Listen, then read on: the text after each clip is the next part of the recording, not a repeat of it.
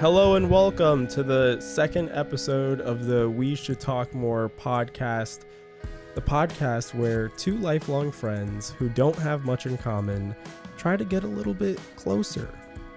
My name is John. I am the creator, the CEO of Owl's8 Films. My name is Josh Cornell, the founder and CEO of Google. Great to have you here, Josh. It's an honor. And today's episode, it's our second episode, we're going to be talking about personality. We both took the, is it 16 personalities? We both took the test on 16 personalities, and we got our results back. It took a couple days. It did take a couple days to hear back from the doctors there. Mm-hmm. And I came out as a INFJ T, which is an advocate personality. And what did you come out as? I came out as an ENT.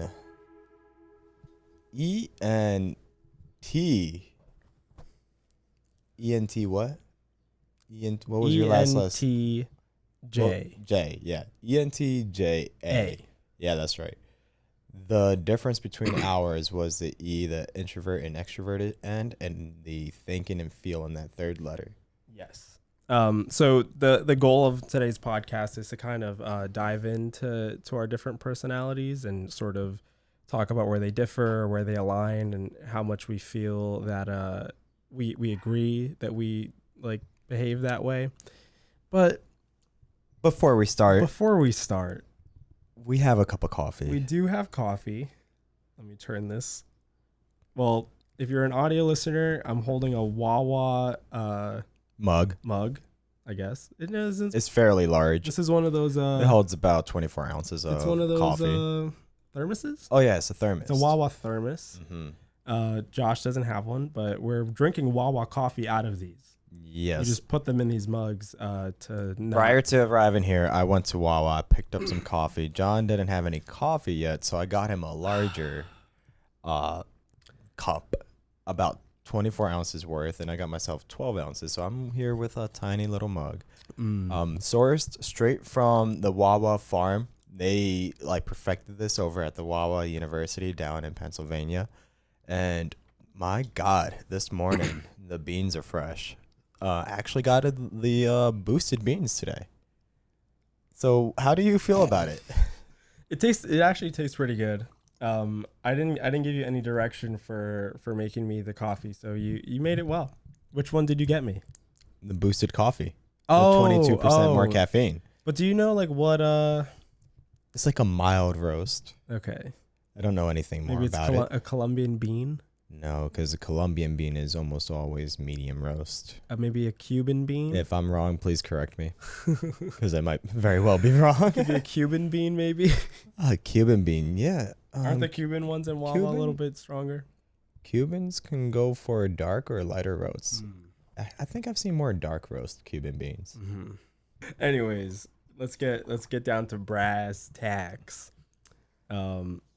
Yeah, why don't I start? Yeah, because I feel like you have a better guide to where this is going. Yeah, so the way that I think we should structure this is, and you let me know, John, as we go through this, is we both have our personality types, and on 16 personalities, they go through they give you a little bit of a breakdown, an introduction, where it gives a little bit of a high level of what they describe the type as. So, actually, I failed to mention mine was the title of my personality type is Commander. John mentioned that his is an advocate. Oh, yes.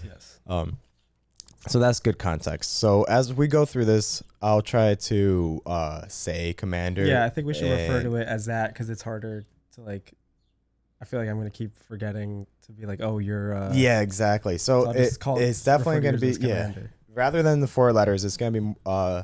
much easier to just say Commander, Advocate. And also, because these are descriptions that might not actually completely resonate with us when we go through part of the characteristics we may have taken away from reading that description, we'll refer to it reflective as the Commander or the Advocate, and we understand or discuss like how much does this really reflect our own personalities. Mhm.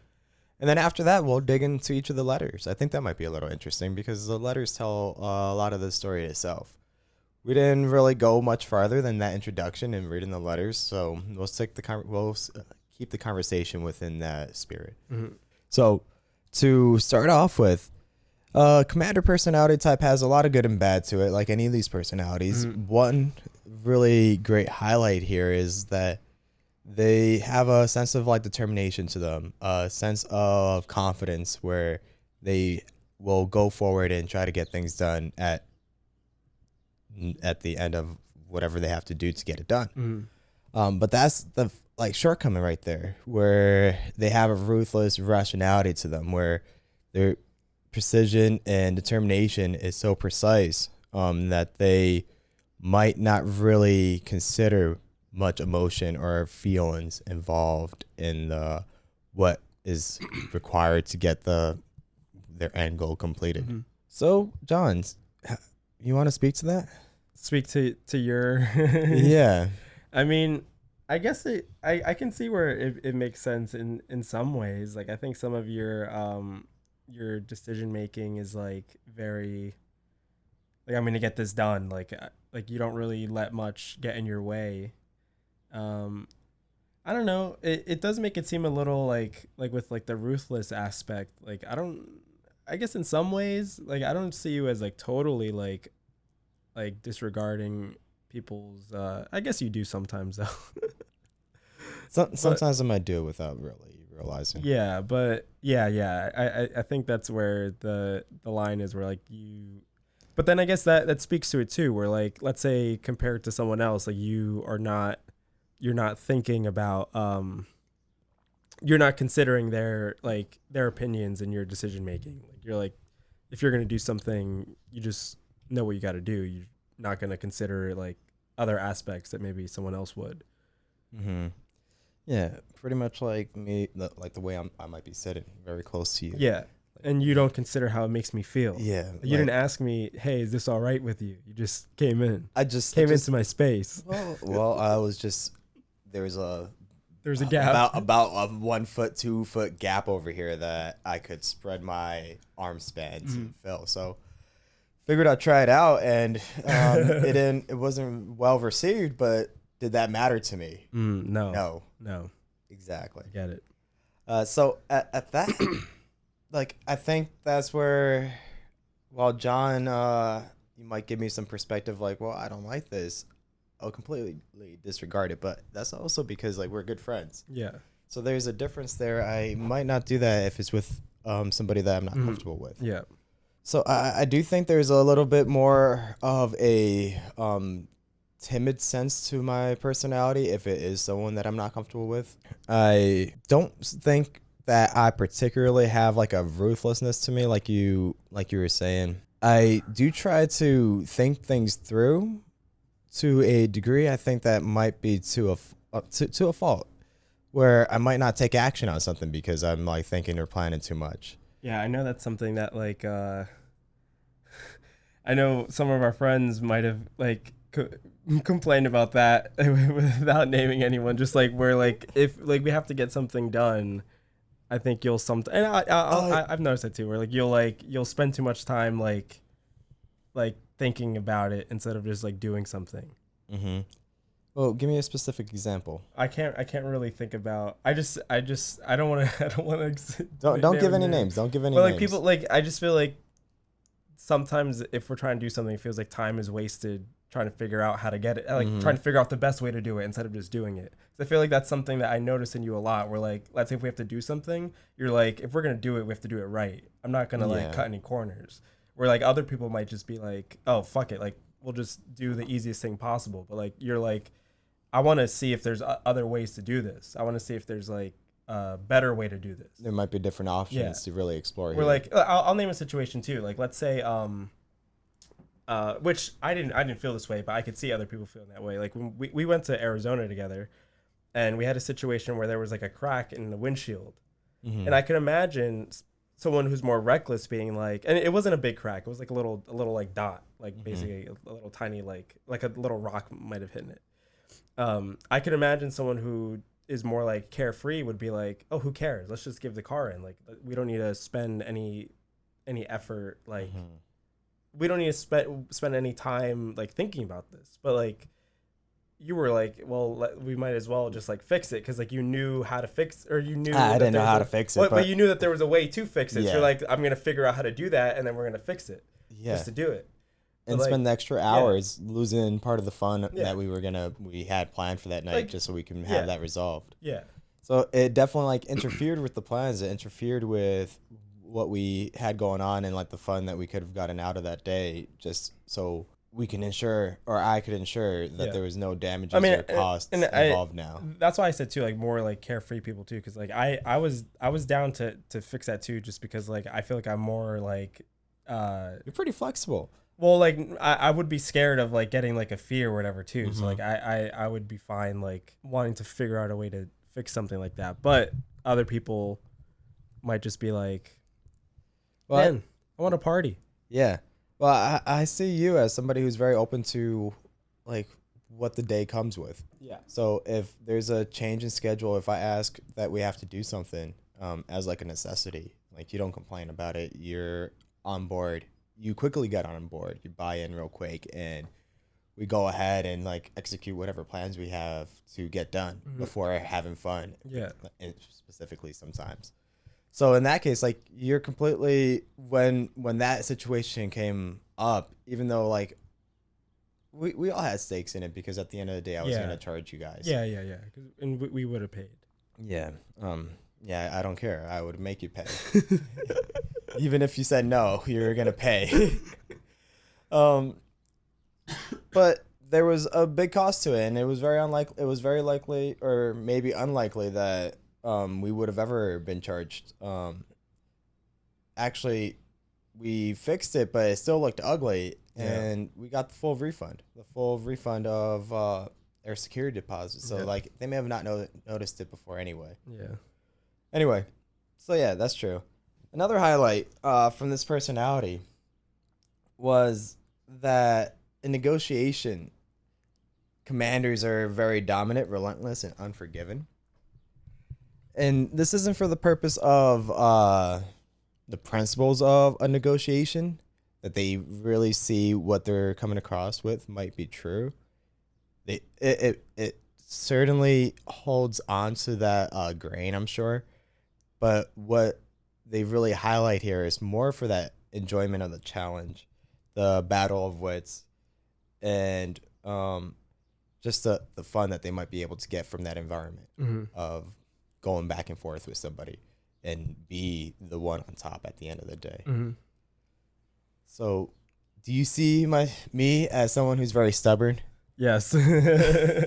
But well, I guess like that whole part was interesting because like I do see like you have a stubbornness to always want to come out on top if it's like a disagreement or trying to figure out something like that. But I mean, I don't know how you feel about that. I feel about the other part where it's like you are getting like a thrill out of that, because I've never gotten that vibe, but that could just be like because I don't see you actively like challenging like just to challenge people. I think like if there's something that comes up and someone says something that's like different than what you think, you will like challenge that, because it's like you don't agree with it, so you'll just say that you don't agree with it, and like I think so. That.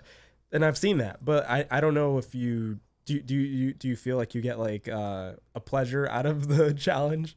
Yeah, I don't think I've ever gained an awareness of that, if that's genuinely true or not, because I feel like whenever I challenge somebody or something comes up that I disagree with, that I stand my ground with, is usually because I strongly feel that way. I strongly align with whatever I'm arguing. Like, say we're out at Arizona and like there were a lot of decisions we had to make when we were out there, like changing of hotels or how we're going to travel someplace, whatnot, and planning the whole situation out. So there were times that we clashed heads, and many of those reasons for why we clashed heads, well, maybe not particularly reasons, but I would just come across with a way that I kind of stuck with my guns.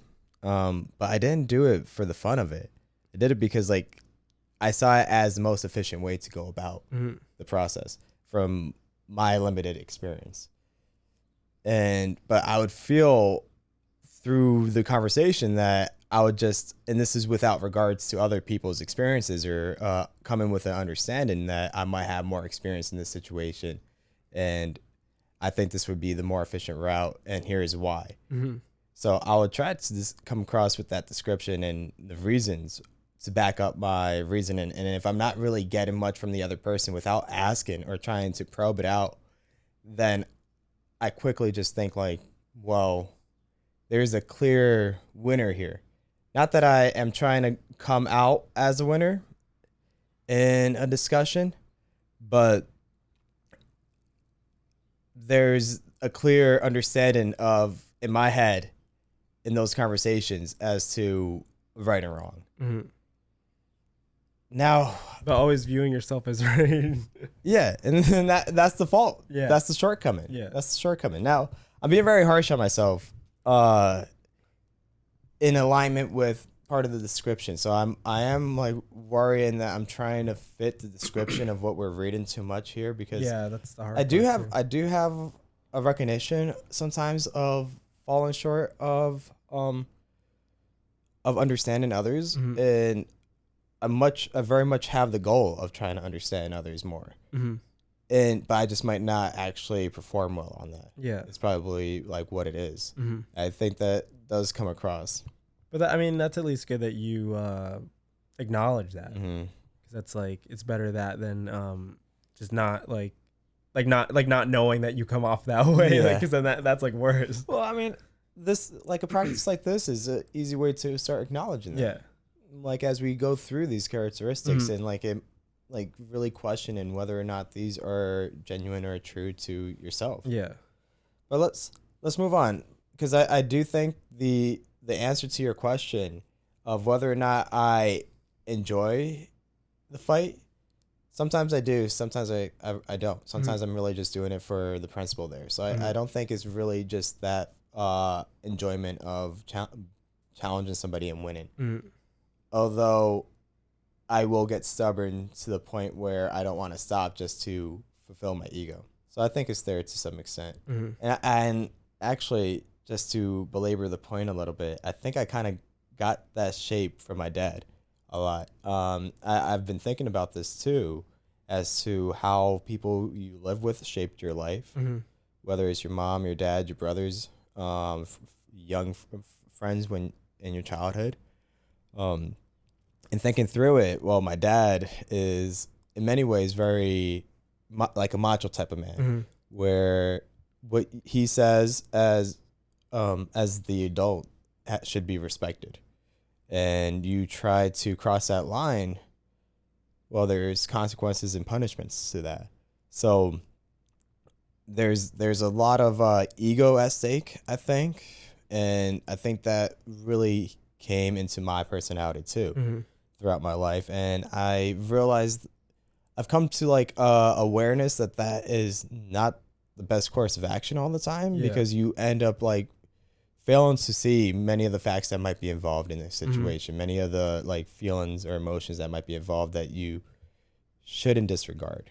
So I just wanted to bring that up. Do you want to move on to the... Yeah, let's move on to the next one though. So the next point here that I have is something that I guess it says calling out others' failures with a chilling degree of insensitivity. Do you think I do that? Not really. Will I criticize somebody with a degree that it's insensitive to them or is very attacking? I don't really know. I don't really have any like situations off top of mind where you're like criticizing like any of us. Not that you don't, but not like it's more in a playful manner. Yeah, I mean, you do sometimes like you'll say like mean stuff to me all the time. Just kidding.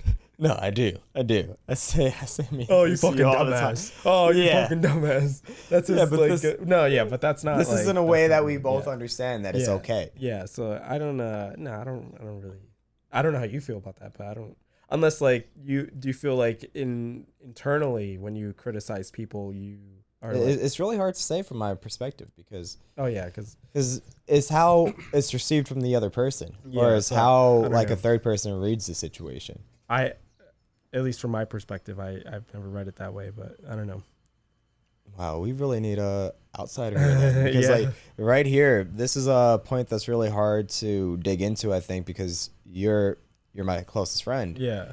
and anything that I might criticize you about is more so in a playful way. And if it is true criticism, constructive criticism, that's how it's talked about. It would be discussed in a constructive way. It wouldn't Yeah, I really feel be like it's usually, like- discussed in a way that's attacking. Yeah, it's never like attacking. Yeah, so I mean, I don't think many of these points are true to how I am, because while I might not have the best like emotional intelligence, I do put effort into applying emotions to many of my day-to-day actions or how I go about some conversations, because I will put some regard into is the way that I'm coming across with maybe criticism, is this going to really take a toll on like the way that a person receives it? But I'll still come with that challenge. I'll still come with maybe that impression of, well, not the impression, but I'll still come and challenge somebody regardless if I see that there's a need for it. If there's a need to provide some criticism to somebody because I disagree with it, like say with my former roommate in the old apartment, there's a lot of things we disagreed with. There's a lot of things that I saw as reason to criticize each of our behaviors. And I'll come across with that criticism, but I'll try to come across in it that the message is delivered in a way that isn't too toxic. That's how I think that's the line there where I don't do it with insensitivity too much. Yeah. Or an extreme sense of Yeah, insensitivity. and I guess and it's definitely hard for either of us to really say, because it's just I've never had that experience, and then you can't really like fully judge because you don't know how, like, let's say other people that you're not super close with have felt. But I mean, knowing you, I wouldn't I don't think you criticize in like that kind of way, at least like in a harsh way, but Yeah. I don't know. Well, let's check out this last point, because this last point is the one that I found most interesting. I do think it holds truth, whether or not you have much of an awareness to it. Well, first, it's the lack of emotional expression, but like the byproducts of that. One is the emotional display is a display of weakness. Now, I don't totally align with this. I don't think that if you have emotions, you're a weak person. I think it's great to embrace your emotions. But how do you feel about yourself, like showing emotion? I do struggle with that sometimes, where I don't want to come across in situations that will present too much emotions, but I have been transitioning into a phase where I recognize the value of bringing emotions to a situation or being vulnerable in a situation and not holding back those emotions specifically. Gotcha. Yeah. But the next bullet here, sub bullet that I wrote is sensitive to validation and feedback. So do you think what's your take on my need for validation, and what's your take on my need for validation and your take on how I receive feedback? It's a tough question. That is tough. I mean, I feel like the validation one might be a little bit easier. I mean, I don't see you. Well, the thing that I guess I've liked about you like the most, like when we were becoming friends earlier in like high school, is that like I always felt that you never needed like and I may have been wrong, but I always felt like you didn't care for the validation of others. Like we used to like and with one of our old friends, we would like do like weird stuff at the mall, or like you guys would push me out of my comfort zone a lot, and it was like always me thinking like these guys like care so little about what people think about them to the point where like they will do absolutely anything, like, you know, for like the joke within or whatever. reason. Yeah, within reason. Within reason. But you know, in other situations too, like with just being like social, like messing around with people, like we used to like talk, like mess around with our teachers a lot. Like we really like were like, I wouldn't say we were like weird in school, but we like cared very little for how anyone in school like perceived us. Like I think there was a point in high school where we just like stopped caring like whatsoever. Well, like as a group, like obviously like individually, I don't know like how everyone else was feeling. I obviously always felt like out of everyone, I cared more, but I don't think more about your image than anyone else. To get back on point, I've never gotten that vibe. I don't know how you feel about that vibe. I've never gotten the vibe that you like I feel like you do things. If you do something, like you almost try to get validation from yourself, like being proud in something that you did. Like I see you like showing like I guess not showing off, but like you feel proud in stuff that you do, but you're not like in a braggadocious way to get people to be like, oh good job. Like I don't really feel that you look for that. Yeah. Well, so I would say for much of what you described, and I don't have like a clear like up to date current like interpretation of this, but if I'm looking back at like what you're describing from high school to maybe early college days where we do a lot of reckless things, there's not much concern about what other people think. I think that was like very true for that time period in my life. Especially since I felt like I was already well adjusted in my life, even though I'm fairly young, and we might get into this a little more in a future podcast episode. I mean, I was like in a stable relationship at that time. I wasn't really concerned about whether or not other people liked me because I had my girlfriend. So, and I think that was a big issue during that time too, in retrospect, is that, well, there's more in my life than having to only be liked by my girlfriend. And that wasn't going to change at that time. Like I didn't have much to worry about that. If I come across the wrong way to other people, that I'm going to lose the respect or love from who I was dating, who I was in a relationship with. I guess like currently now then, do you feel that you're so the way that is transitioned, I think I've become more emotionally aware of it, that I should have some concern about what other people think. Because I remember straight up during those times, like if there were other people walking by and I said something rude, or I came across the wrong way to somebody, or say as a friend, and you guys as a friend group, we may have had some plans, I would have no like stakes in the plans. I wouldn't really see that it was that necessary that I would be there, or value that there was some value for me to be part of it because I may have just had my focus elsewhere.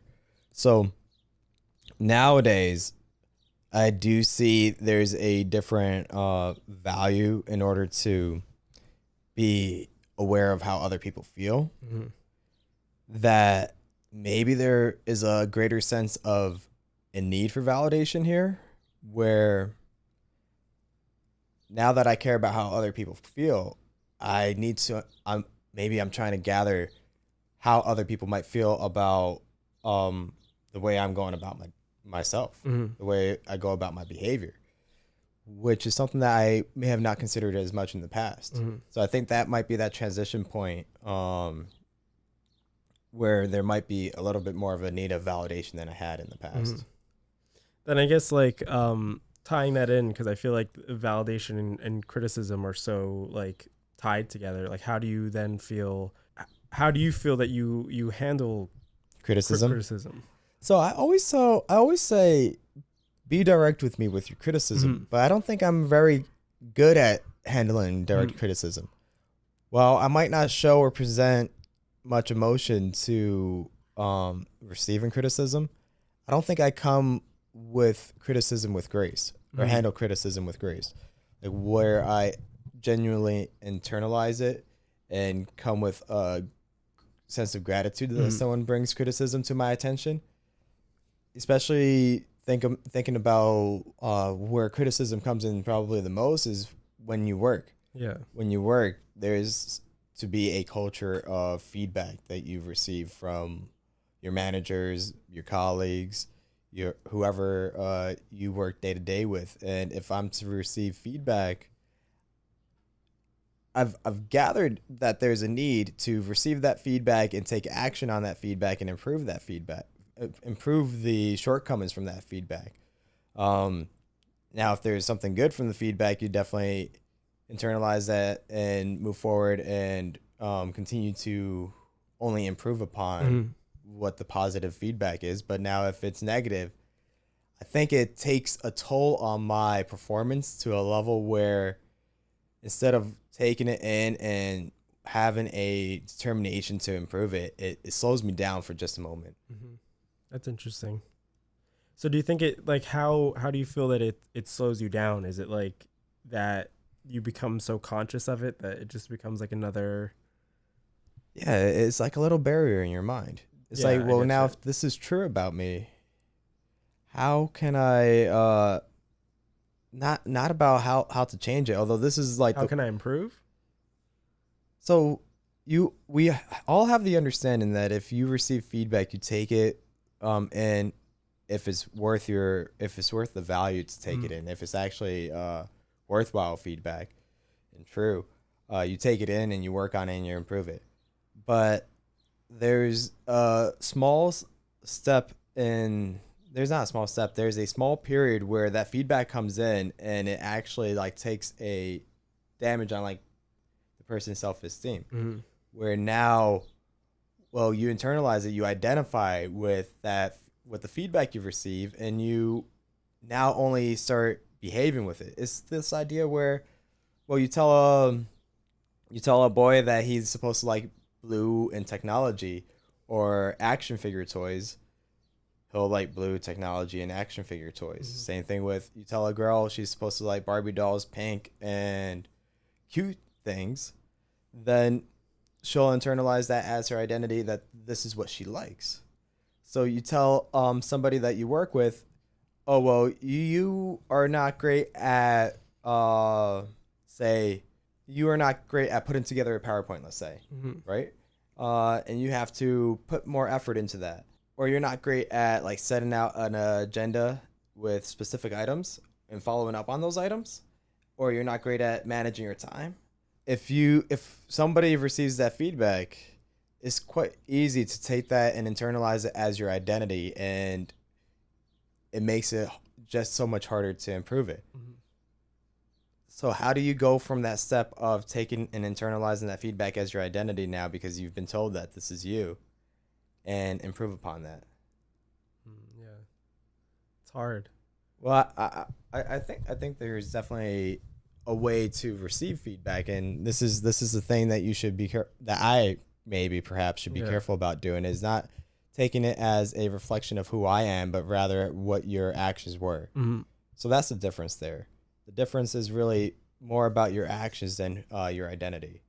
So in realizing and recognizing that, then you can say, well, next time my actions would just be adjusted to not align with what the constructive feedback was, and improve upon that where it's a greater performance. Yeah, because I feel like we never have situations where we're really like giving each other criticism.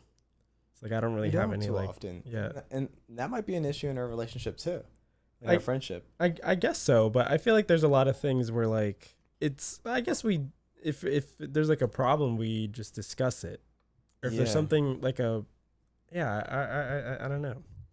I mean, I guess it is something to think about. I think we don't have a sense of seriousness to many issues, since in our day-to-day just being friends, we have been able to align, and like we've been able to have we don't feel like we have to hold on to any of the issues that really come up, because there's not a need to really address it. But maybe if we really spend time thinking about it, there is a thing or two that could be addressed and improved. Yeah.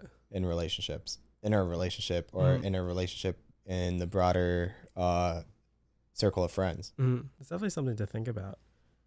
I feel like most friend groups are, or at least our experience with our friend group, there's not really much. I mean, if it's criticism, if someone is doing something that is like very like noteworthy, then we'll like have a discussion about it. But there are certain things where it's just how people are, and you just, I guess, deal with it. But maybe that's not the best thing to do. I don't know. Yeah. But we spent about 30 minutes talking about this introduction portion of what the commander personality type. So let's talk a little bit about what it is that you are, or that your test results came back as the advocate. Okay. So I'll read off this thing. You have some better bullet points that we can dig into, but so I tested positive for being an advocate. Congratulations. Thank you. I'm very proud of that. See, you look, you guys see. He was waiting for some validation right there. He looked at me. You can't see it unless you're watching the YouTube portion of this podcast, but he looked at me and he waited 2 seconds. Yeah. Until I would let him know. Congratulations. I needed that. But so advocates are the rarest personality types of all, apparently. I won't read this whole thing, but I know it dives a bit into how they're dreamers, but like they want to do the right thing, and oftentimes an advocate will be super passionate about something that they care about, and they'll like speak to that, or they'll pursue that. But then in other situations, there's things where they just choose to like stay in the sidelines instead of like creating strife with people, or just in general, like they would rather not like speak out against something and I guess it also ties into maybe if they're not as passionate about it. But well, I do think something that you might be passionate about, where you see that the outcome has more damage than benefit, then you'd avoid it, even if it's something that you're passionate about. And I think it's like if it's just not worth it. And I found something funny that like when you mentioned the thing about your dad, I thought the same thing, because my dad was very much the same growing up, where like everything was like his way or the highway. But then I feel like, I guess somewhere in our development, we like chose a different response to that, because like I feel like for me instead, growing up in that, like with that, I just learned to like silently disagree, because like you run into situations with people who are just so stubborn, especially as a kid. It's never gonna be your way, like with your parents, especially if they're stubborn. Like if they say it's going to be this way, it's going to be that way, whether you disagree or not. So I feel like I see myself doing that like very often, where if I see like it's not even like, it's not worth arguing about something, I just even if I disagree, I'll just be like, it's like, it feels like like annoying to have to like debate it, even if I do feel like, if it's something you still like, strongly agree, which is definitely like it's a shortcoming when it's, I acknowledge it's a shortcoming when it's like in a situation where it's like something important, like if we're discussing I don't know, it like nothing's coming on top of head, but if it's like an important difference that I have, or like an important like disagreement, I'll be like, man, like I should have like said something in this thing when I just chose not to. Now, do you find yourself having that opposite side of the spectrum, where they are describing, you have the choice here, and you have the skill, whether or not you want to choose the path of being more soft-spoken in a situation, or carry conviction and passion in what you're arguing? Do you find yourself going on that side often, where you really are carrying a lot of conviction and like full steam ahead, nothing's gonna stop you if it's something that you really agree with? Yeah, and I mean that's like stuff we kind of touched on it with like the film stuff, because like if it's like if we're making a film, I'm doing like it's mine. Like I'll say like it's my way or the highway. Like, and I guess in those situations, even though it's stressful, maybe I like that because it's like there's few situations where I feel like You this can is take mine. ownership. Yeah, it's like mine. Like even if you disagree, it's like I'm the one that's making it. So. Mm-hmm. Not to come off like but like if you know me, you'll know like in most situations I'm not like that. So so you could understand why in a other situation like I like the difference where it's like now you like to feel a sense that. of power in that situation now. But I mean, I like initially reading that, I also thought a lot about like the soft spoken part spoke to me because like I often think about how I am in like just social situations. Like if we're in like a group setting, instead of like speaking out, even if it's not about like an issue or disagreement, just in general of like speaking out or drawing attention to yourself, which I think is like comes into like causing strife. I mean, you're just like you're bringing the attention to you. Like I'll oftentimes like rather just like sit back and not say anything. And I've been in situations where someone that maybe doesn't know me that well, like they know me through someone else where I have a specific memory of someone asking me like, oh, like you're being so like quiet. Like why are you being so quiet? Like you're not normally like that. But it's like, it's just cause I feel like I'm different. Let's say if it's like 4 of us in a room, I'll be different compared to like 10 of us in a room. Because if it's 10 of us in the room, like in my mindset, there's like 10 different, like let's say 10 different opinions or 9, like not including my own. 9 different voices, like in that situation, I'd be like, I would rather not like have to deal with like getting into the debate. That I'll just go with whatever is decided. Because like what's the I often view it as like a waste of energy to have to like waste time like trying to decide if it's and I think that's where we don't align all that much, because I think that's great, because you don't want to waste energy in situations that are not going to be worth the time wasting energy. And sometimes I might not have that awareness myself, where I choose, regardless of the size or the people I might be interacting with, if it's something that I see like, well, I don't really want to go out to Olive Gardens this weekend and I want some Mexican food, I will argue until the end for Mexican food. Yeah. Regardless of who we're with. Yeah. Now sometimes I will take my measure. I will measure back, given like how like truly I feel about this, and like, don't get me wrong, I'm not going to fight to the death about Mexican food. It's not that important to me. But there are situations where I do think what a plan is we might have as a group. I might argue a lot more strongly than you would, just because I care about what I want to do more than you might care about. And at the end of the day, for you, it's like, well, I'll still have a good time. Yeah, and I feel like that I guess goes into the thing that you were saying. Like, I just go like, I acknowledge it as a fault too, though. But yeah, like I'd rather just go with the flow than have to like waste time and energy arguing it. Yeah.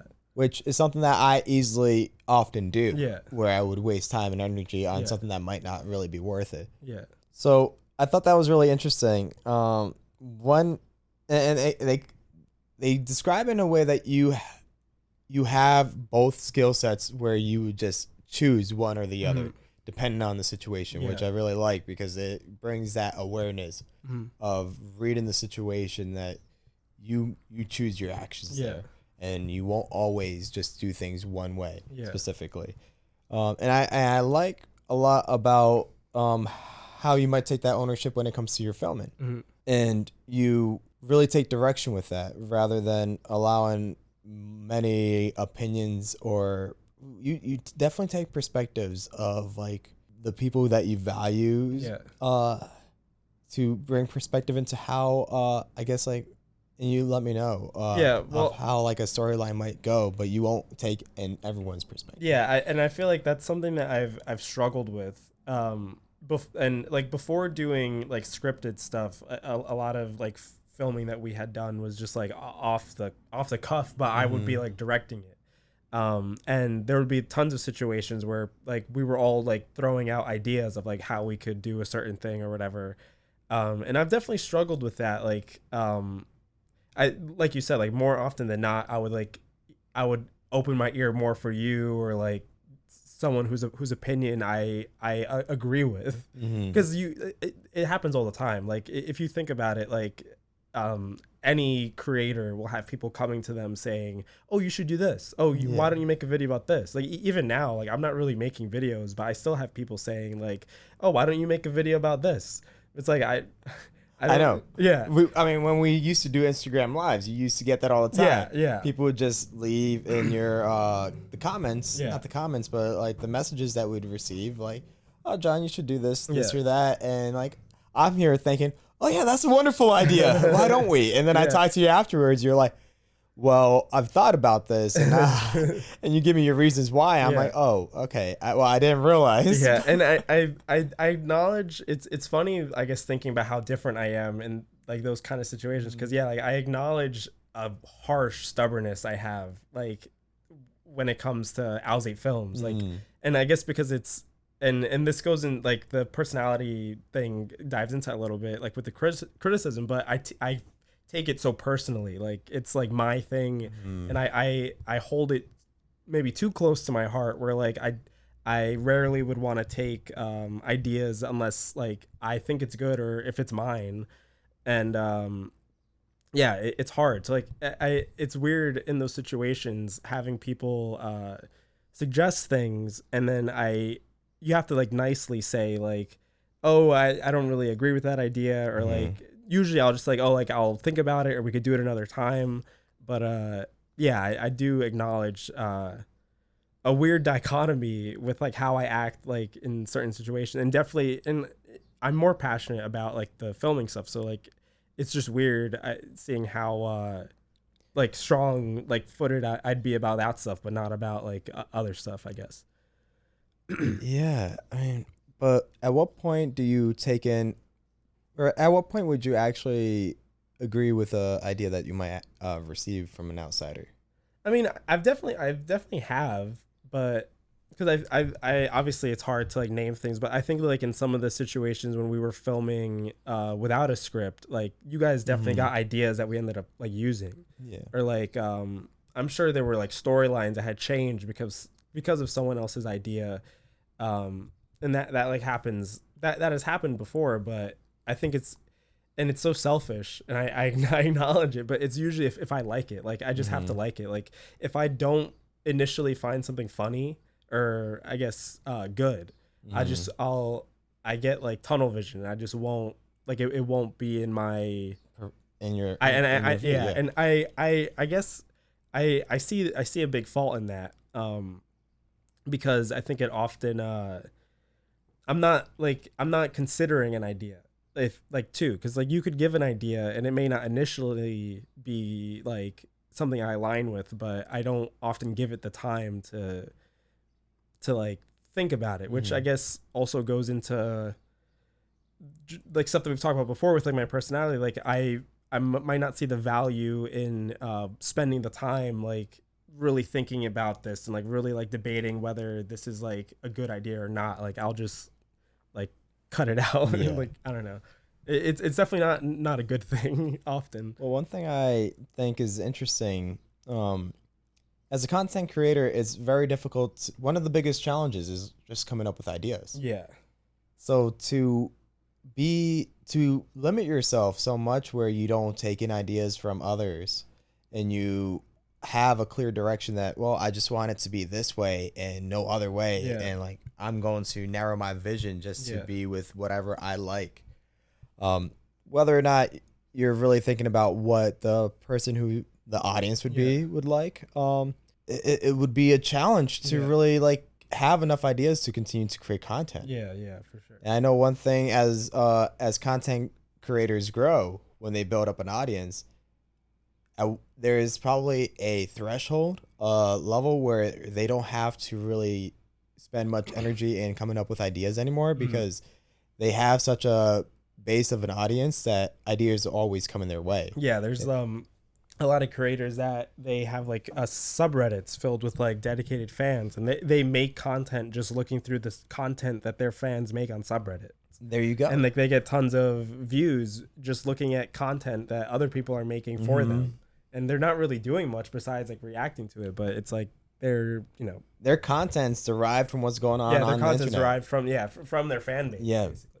Because they have an audience Yeah. now, you just look at what your audience is doing, what your fans are saying, and you have content to put out there now. Yeah. And that's easy week by week or day by day to continue to release things. Now, do you see yourself as someone who would take content like that? Well, I don't know. I mean, and this is like, it might get a little, like, I don't have an interest in doing that. Like, I don't have an interest in being like a content. I mean, I guess I am a content creator, but I don't have like too much of an interest to make like that kind of, like, I guess because I've it doesn't have to be like reacting. No. I'm saying like, I say you release a YouTube video Yeah. and somebody pitches a new like short film Yeah. in your comment section.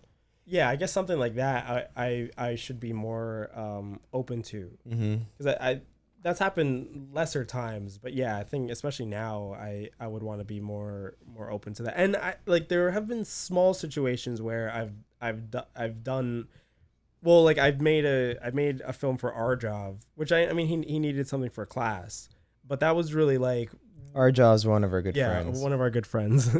He's a friend of mine from college, and he met John through me, and since then, like, he's been a part of the close circle. Yeah. And yeah, he asked me once to make a film for one of his classes, and I agreed to it. And that was one of the first situations where it was going on my channel, and it was like I had no real control over it, because like he wrote the script. That's true. I just like directed it, like with how we filmed it, and edited it, but that was like his. Outside of that, his thing. like the whole script, well, pretty much just the script was his ownership. Yeah, and outside of that, everything was like yours. the whole like the story and like how things would progress. So like, yeah, it was. I feel like it was like more his than mine. Yeah, but so the content wasn't yours at all, but that was part of your channel. Yeah, and that was like, that's one of the first things I can like remember, that's like doing something on my channel that like wasn't mine at all. Like it was just like which I think is totally fine, because I mean, well, thinking about the book that you gave me, Still Like an Artist, it's really like originality comes from taking other people's ideas. Yeah. So you have all these different sources of ideas and original content, but what's truly original here is really just that construction of taking other people's ideas and putting it into your own words or message format. So you're taking Arjaw's idea, his content, which he gave you permission to. So it's not like you're really taking a script without somebody and completely taking abuse of that.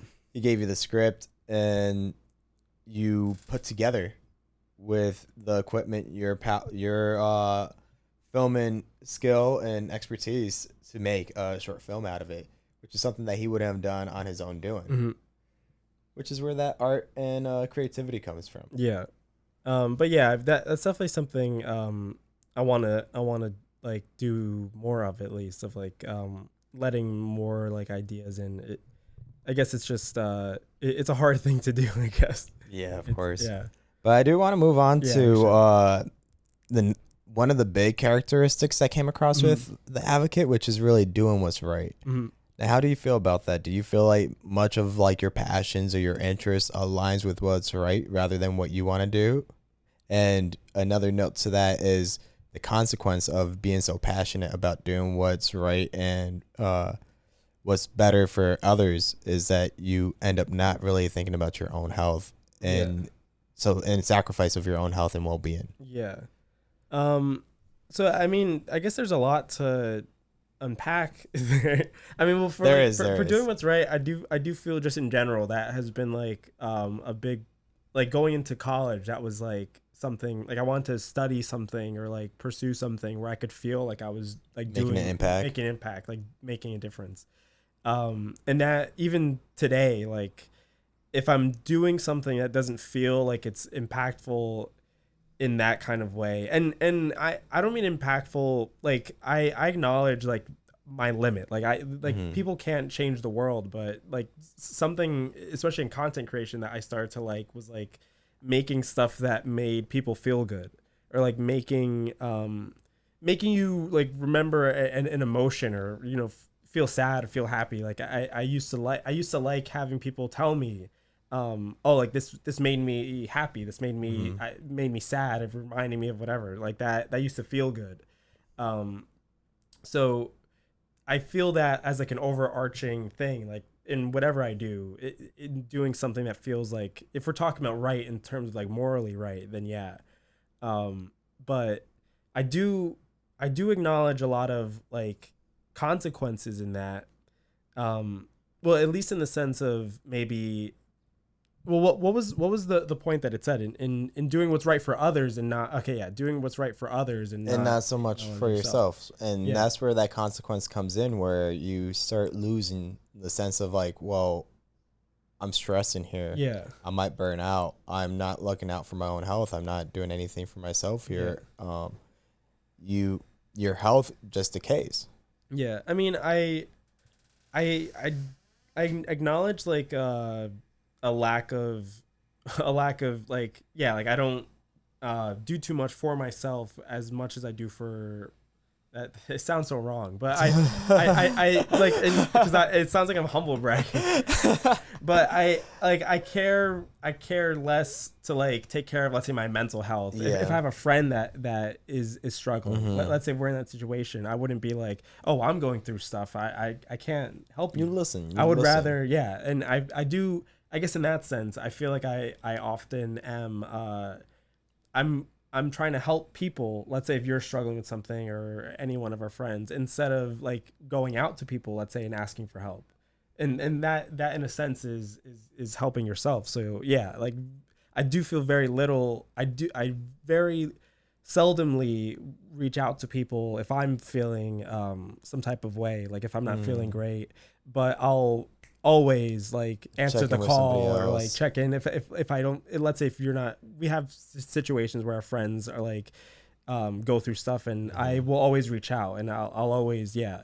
But you've been that connector a lot recently, or not even recently, but throughout like my experience being a friend with you and in the same group of friends, where if there's a split in like the circle, if there's a split within the friend group, you're the one who's usually still connected with both ends. And then I guess that too, though, sometimes it's like hard, I guess, because like often it's I guess it's a harder choice to like draw the line, or like choose a side. And obviously in those situations there's always so many different things going on. Like if there's a disagreement between people, there's so many different elements to that besides like right or wrong, like black or white. Like there's different things going on, and I feel like I often try to look into that. Like I'll understand where you're coming from, and like the context of why you feel a certain way, in the context of why someone else feels a certain way.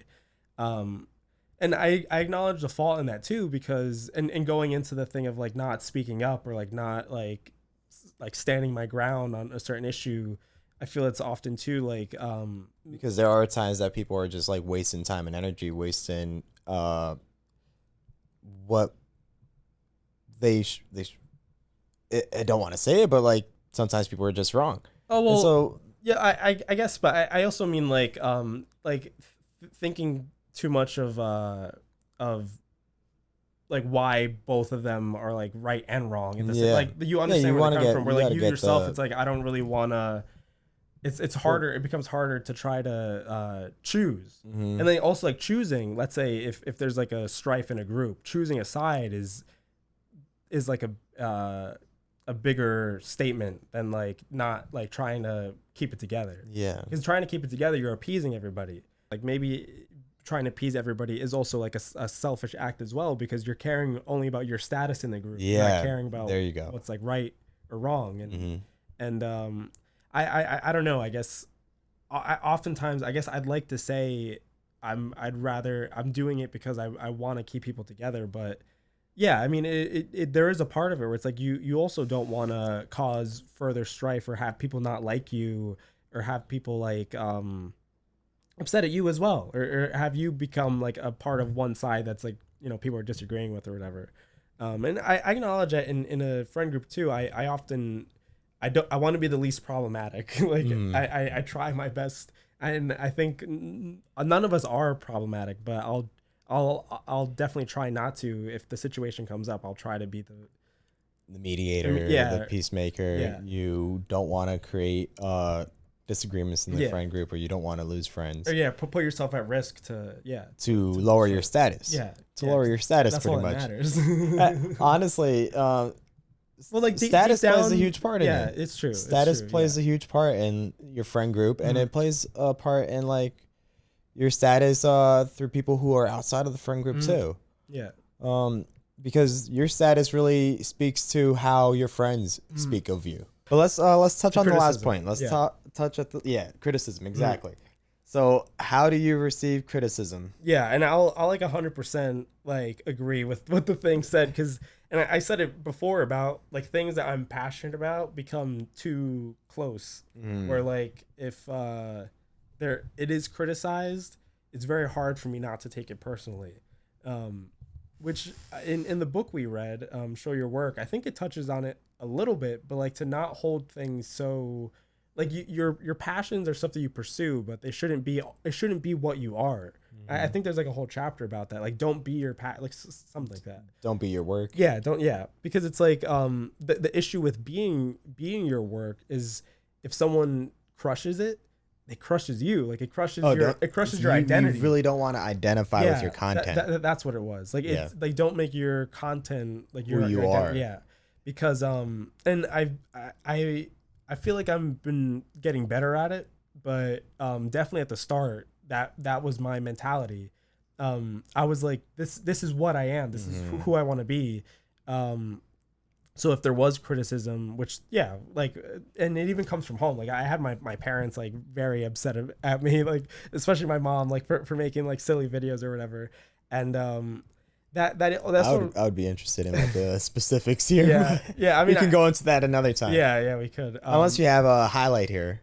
Well, I guess like at the time, like I was still in school, so there was this idea of like, I don't want you to think that you should be doing this as like a full-time thing. Yeah. Okay. And there was definitely like just for silly video, and a lot of the videos were kind of cringy or whatever, but there was like criticism like, why are you like doing why this? Would like, you share this? Yeah, like why, like what's wrong with you? And I don't know, like there was like something was going on at that time where like I was just like doing whatever. How did you proceed with that? How did you still decide to choose to continue? That's the thing that, and I guess it gets a little bit into the selfishness where like I instead of like being like, oh, I gotta stop doing this, I instead was like, well, I'm gonna keep doing this, and I'm just like, I would tell people, or I would like I had told like my in a way had told my parents like, I'm not really making this for you, which is kind of a mean thing. I'll acknowledge. But I mean, it is also true. Like you often, you're like, I always feel like I'm making something because I want to make it. I wasn't making it to appease. Like you're not going to appease everybody. But there was like a little bit of like a brashness with that response. Like if people didn't like something, I would just be like, well, it's not really for you. Like I'm making it because I want to make it. I'm not making it for you. But instead of like acknowledging what they were saying, and I know, like with the earlier stuff, criticism didn't really bother because it's like it was just silly. It was just. But awful. I know, like making like films and getting criticism on that, like, is when I noticed more of like the emotional like response you might have to tie to it. Yeah, where like the first short film that I made, which we're gonna have an episode about eventually, I got like constructive criticism from I think my dad and my mom, but it definitely not in a mean way.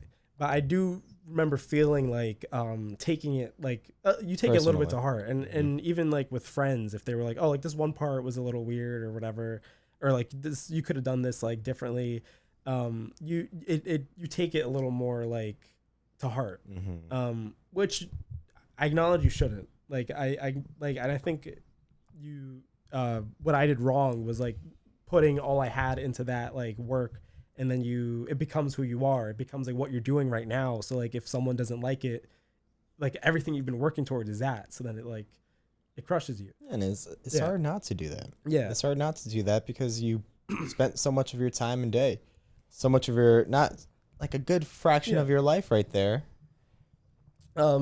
And and I guess when you do that, when you identify with what you're doing, it feels like everything you're working towards is for this one thing. If this doesn't like work out, then like what's the point? Like, do you have value in what you're doing? But that's like a story for another time, I guess. But to get like onto the point, like I acknowledge definitely taking criticism when it's something I'm passionate about, like very personally.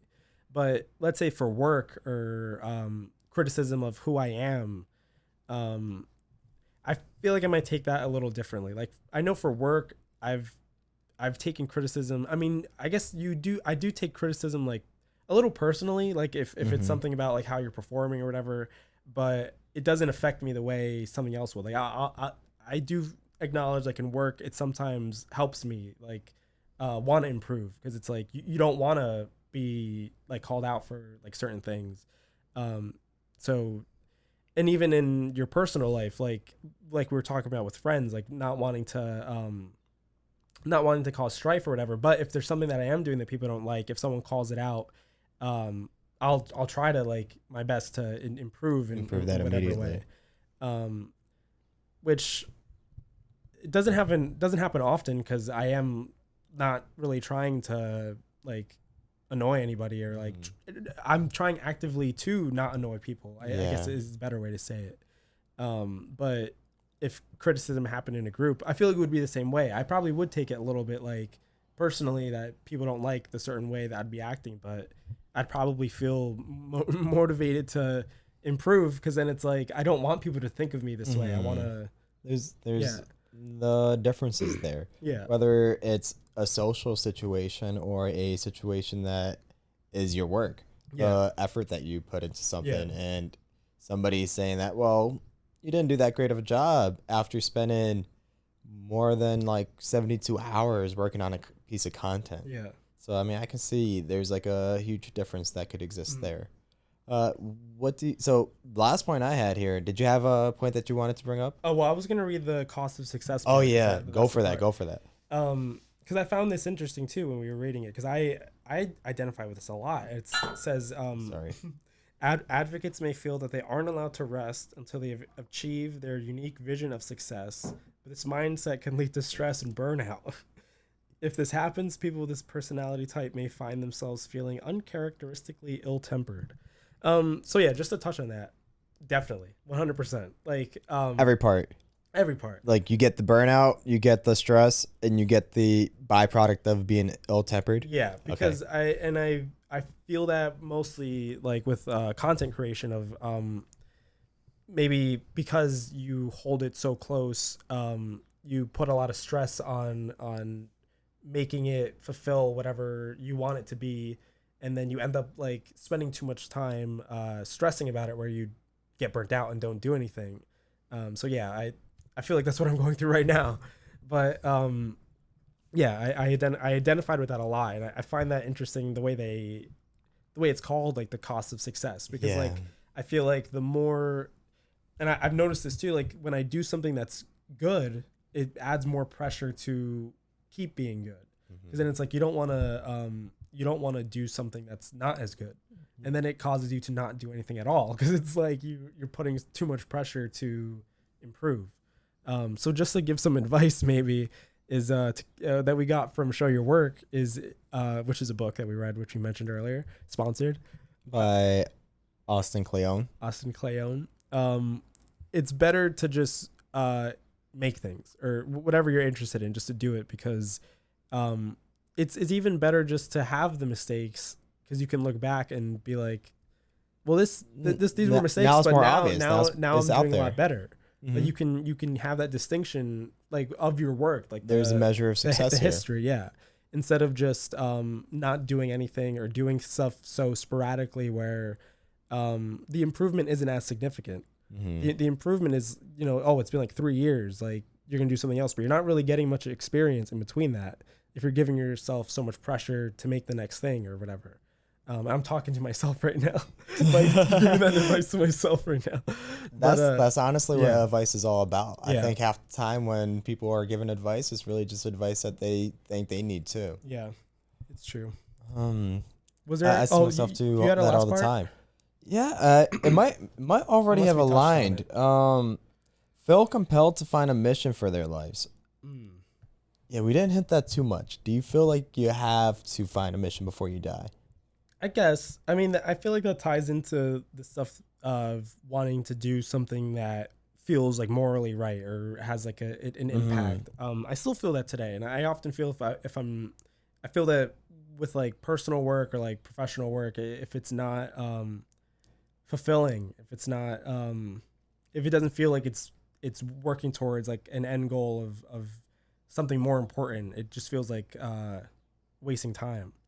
So and I kind of feel like that's where my mindset is right now. Like I feel like I'm at a point where I'm trying to decide like what is it that I should be doing then.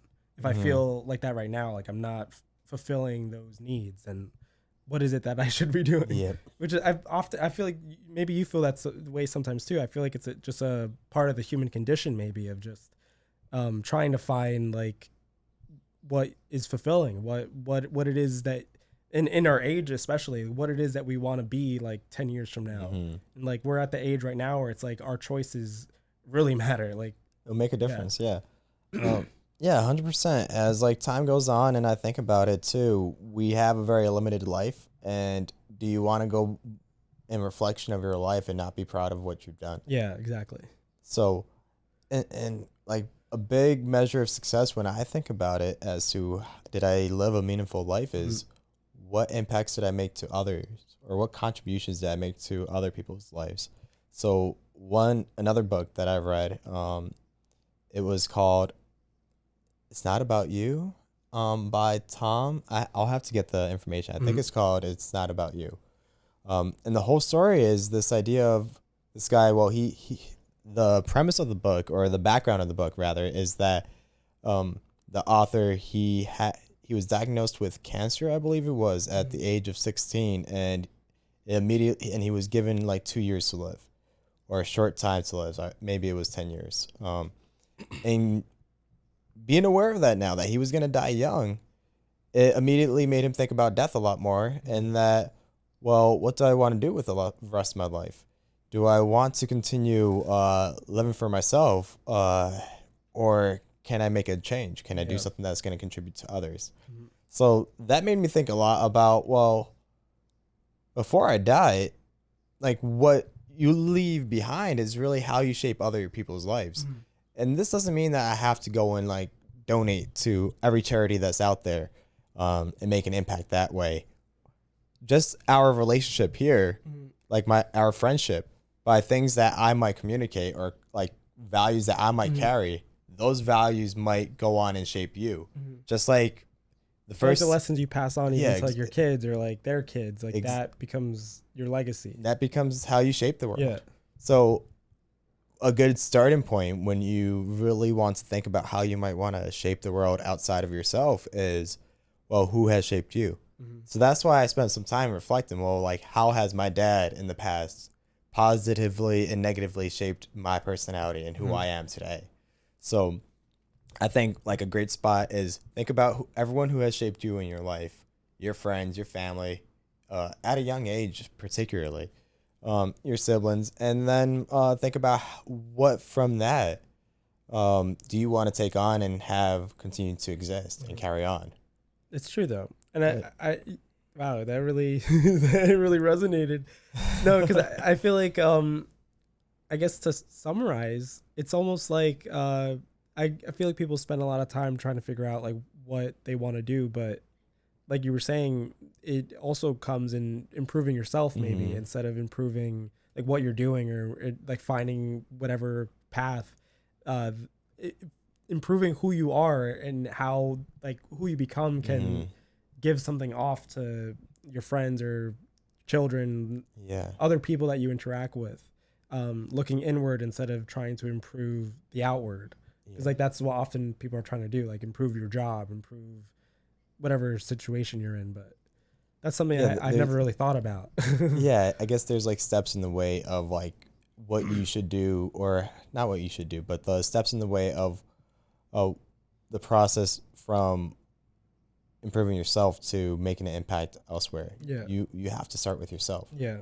Um, and that's where I really take that information of like, let's gather the information of who has shaped you, so you can see how you might be like, what's actually of value here to shape others, and that ends up being like a judgment call. That's a judgment call of what's actually where your moral compass is, and that might not really be the best. It might not be what's right or wrong, but what you selfishly think is something that you should contribute to this world. And that's how I try to measure where I want to be in 10 years or what I want to do in the next 5 years, just based on that information. Now, I haven't successfully have done, this is like information I've not discovered, but I've read recently. So it's something that I've been spending a lot of time thinking and like seeing like, well, what changes I can make here. So I have no actual anecdotes to speak to or stories here to speak to, but it's something that's like on top of my mind going forward. Well, yeah, I think we spent a lot of time. We unpacked a lot. Yeah, we discussed a lot. We might have overshot. I feel like we could have made this like a 2-parter or something, because there's a lot to. I feel like we're still figuring this out, but it's hard to judge how much we'll end up talking about something. But there's definitely a lot to unpack with personality, and I feel like if we ever find something worth diving in, like we figured out the Instagram thing or social media. Oh, exactly. Might be something to talk about. Yeah, we'll add that to the list immediately. Yeah. But if we ever find something worth coming back to, I think we definitely could, because there's so much that we could get into. I feel just with what we discussed now, like there's so much to go, whatever. Yeah, I think like I was with my intent, like in the beginning of this podcast episode, I was thinking we can dig a little bit more into the specific letters too, but like we did so much already. I know. We did so much already. It's like we're an hour and 40 minutes in. Yeah. So that's not something that would be, I don't think, well, I mean, it wouldn't require a part 2 for this, but there was still so much that could have been discussed. Yeah. And there's so much that like you can still unpack about somebody's personality, but it's also like you said, we're still figuring this out. Yeah. There's a lot that we're learning about speaking into a microphone for the like an hour and a half or so, and like really constructing our ideas and voicing what we want to voice on the podcast. And sometimes we might be voicing something that's not so meaningful, and other times we might like really come across with a message. So I think we ended on a good note though. I'm really happy with how it ended. Maybe like there's like a little slumps throughout, and like please like call it out, let us know. Like we did say we're awful at taking feedback and criticism, but so be aware, if you give us criticism, I will take it personally, and I will come after you and your family. We'll be very mad and your at pets. We'll beat you up, but do pass on the criticism, because we have it would be really useful to. Or you could pass on your criticism. We mentioned him earlier, our good friend Arjav. I think if they gave it to him and if he gave it to us, we'd be more inclined to listen. Oh, not at all. If it came from Arjav, I think I'm coming after him immediately. Like I can't take anything from Arjav. All right. Well, I actually have an appointment later. With who? Dr. Pimple Popper. Have you heard of Dr. Pimple Popper on TLC? He has a show. No. Oh, he's she. She's a doctor who pops like unusually large operation level pimples. Oh, this is perfect. You have one? No. Oh. Just added like during this conversation, like for the people who aren't listening to the podcast, they won't only listening to the podcast. Oh, they won't see my massive They will pimple. Now know at this point that they're really missing out on some great content that they can be seeing on the screen. Yeah, if you were watching, you would have seen the giant pimple that I've had this whole episode. Exactly. Well, that's beautiful. But I mean, it doesn't seem like you have anything going on, so I guess we could. Oh, no, man. I mean, I'm the CEO and founder of Google, so I have a lot going on today. I'm more of a Bing guy. Well, you realize, oh, wow. I'm more of a Bing guy myself. Oh, well, good luck finding anything that you search online then, if you're using Bing. There's great uses in Bing. An hour and a half is a lot of time taken up for a CEO and founder of Google, so you're welcome. Thank you. I got to get going. Yeah, me too. I have a company to run. Well, it was great talking to you. I got to go improve this search time. We were supposed to film 2 episodes today, but we're only filming 1. Yeah, so good luck, guys. Because I have to go. Well, me too. Yeah. All right. Okay. Thanks again for watching the We Should Talk More podcast. My name is John Alzate. My name's Josh Cornell. You can follow us in the links in the description. No need to dive into that. But Oh, well, you can go check me out on joshcornell.com and you can find all my socials there. And you can find me on @Alzate Films on most social medias. Yeah, and thank you for making it through for an hour and 40 minutes. That's incredible that you would do that for us, because I wouldn't. All right. Thank you, guys.